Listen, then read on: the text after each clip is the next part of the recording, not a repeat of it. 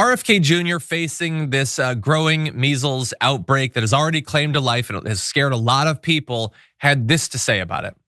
It used to be when you and I were kids, everybody got measles. And measles gave you lifetime protection against measles infection. The vaccine doesn't do that. And so, yeah, that's RFK Jr. pining for the days when everyone would get measles. And yeah, thousands of people died from it. But think about the upside. You don't have to get a vaccine, which I have been paid to hate for decades. Oh, if only we could get back to that time. And we just might, based on how fast these outbreaks are spreading. See, more than 220 people in just Texas alone have been diagnosed with measles. California, New York, and Maryland have also reported cases of late. Because again, as you have more people, and it's not just conservatives over the last few years turning against vaccines, this is exactly what you would expect. And the rest of the interview was everything again that you would expect from RFK Jr. He would go from saying something like, yeah, everyone should have access to vaccines, to then fear-mongering about it for several minutes at a time.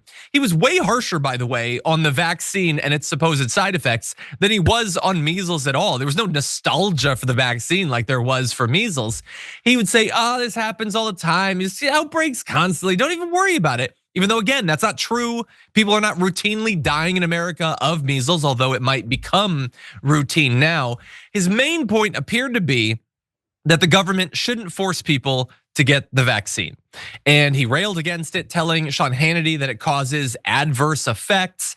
He says it does cause deaths every year. It causes all the illnesses that measles itself cause, like encephalitis and blindness, etc.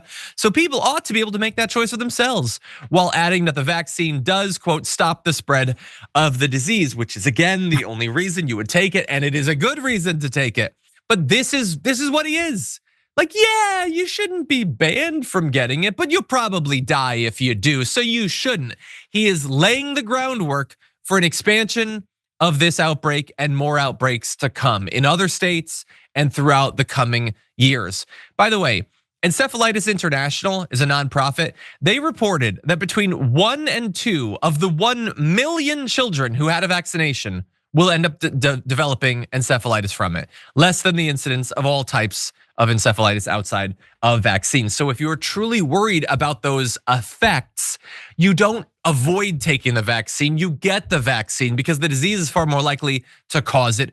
Obviously, again, I'm just saying all this stuff that every person knows who hasn't been deluded by right-wing media and con artists like RFK Jr. into believing the opposite of the truth. Sharon, what do you think?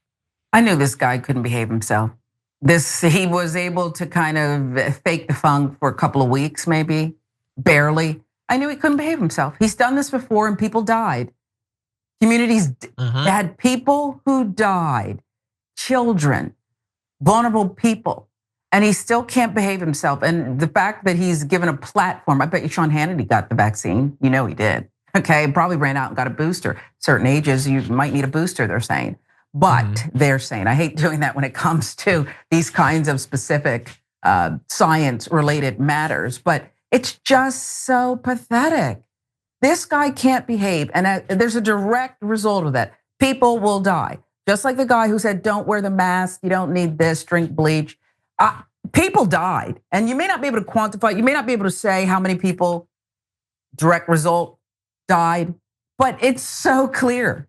This is just sick. Vulnerable people who are listening to this garbage.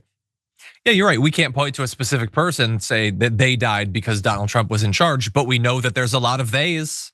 Again, in the state, it's so strange that as a society, we end up letting him be the determining factor of life and death in this, or when he cuts off aid and intelligence sharing to Ukraine, and hey, a bunch of Ukrainian soldiers and civilians die because he was a petty little bee.